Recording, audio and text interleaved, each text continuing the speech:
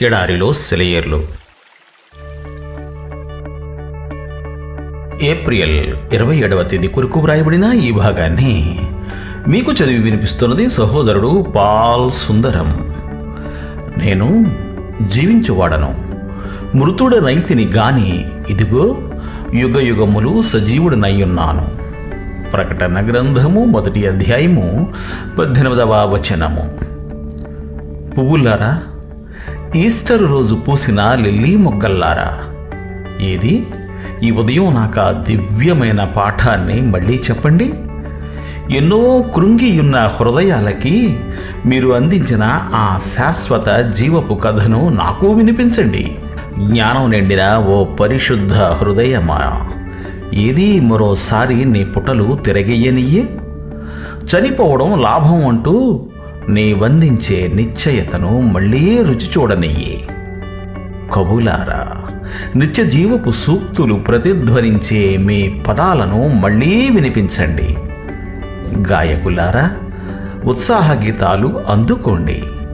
ఆ పునరుత్థానపు కీర్తనను మళ్ళీ వినిపించండి.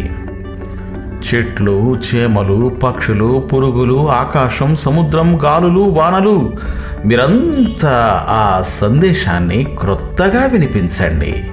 కిలకిలలాడండి, ప్రతిధ్వనింపచేయండి. ప్రతి అణువులోనూ ఈ మాట స్పందింపచేయండి. గాలంతా ఈ నినాదం నింపండి. మళ్ళీ మళ్ళీ మళ్ళీ మళ్ళీ ఆశ నిశ్చయతగా మారేదాకా, నిశ్చయత అంతా ప్రత్యక్షతలో కేంద్రీకృతమయ్యేదాకా గానం చెయ్యండి. పౌలులాగా మనమంతా చావుకెదురైనప్పుడు జయ గీతాలతో, విశ్వాసపు స్థిరత్వంతో, పవిత్రతతో, పొంగిపొరలే వదనంతో అతిశయించేంతవరకు పాడండి. సమాధి దారిలో మృతుణ్ణి మోసుకుంటూ మ్లాన వదనాలతో మౌనంగా సాగే మానవుల్లారా, సమాధుల వంక ఈ రోజుకి చూడకండి. కళ్ళెత్తి దేవుని మహిమను కలకాలం కనుగొనండి. కన్నీళ్ల కాలం కదిలిపోయింది. పునరుత్థాన పుష్పాలు పకపకమన్నాయి. హృదయాలు పులకరించాయి. గుడి గంటలు పిలుపుకి బదులు పలికాయి. క్రీస్తు ఇప్పటికీ మృతుడై ఉంటే, సాతాను చెరలో మ్రొగుతూ ఉంటే, పాతాళ కోపం నుంచి విముక్తుడు కాకుంటే, నీ కన్నీరు తుడిచేవాడు లేకుంటే, నిరాశకు తావుంది, దుఃఖానికి చోటుంది. కానీ లేచాడాయన కట్లు తెంచుకొని. మానండిక నిట్టూర్పులు, ఇది గ్రహించుకొని కనీసం ఈ రోజుకి మానండి చిరాకు. ఒక పాస్టర్ గారు తన గదిలో కూర్చొని తాను ఈస్టర్ రోజున ఇవ్వవలసిన ప్రసంగాన్ని రాసుకుంటున్నాడు. హఠాత్తుగా ఒక ఆలోచన ఆయన మనస్సుని మెరుపులా తాగింది. ప్రభువు ఇప్పుడు బ్రతికి ఉన్నాడు.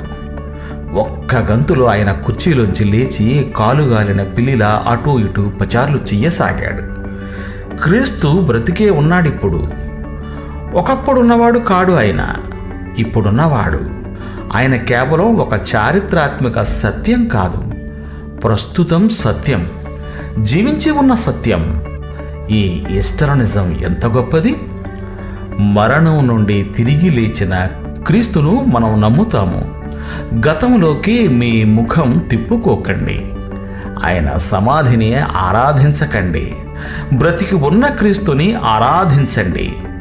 ఆయన సజీవుడు కాబట్టి మనం సజీవులం, ఎప్పటికీ సజీవులం. దేవుడు మిమ్ము దీవించుగాక. Amen, amen.